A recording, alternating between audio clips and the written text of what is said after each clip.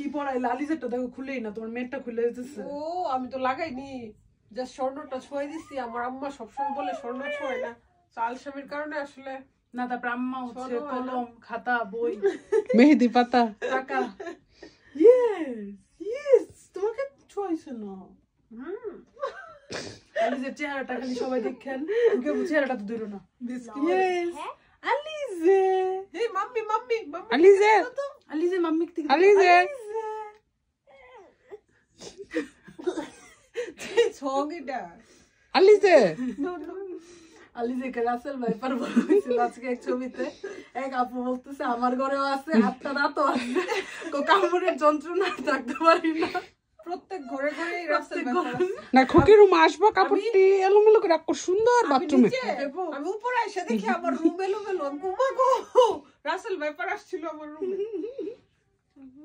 তোমার নাম পড়ছে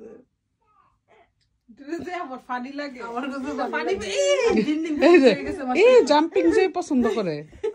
আর দিন দিন মাশাআল্লাহ অনেক কিউট হয়েছে। মাস প্রথমে পাশে আসলে উপরে আসবে বলতেছে যে আলিজেকে দেখে আসছি। আলিজে অনেক কিউট। বেশি যখন অ্যাংরি হইব তখন বেশি করে ফেসটা।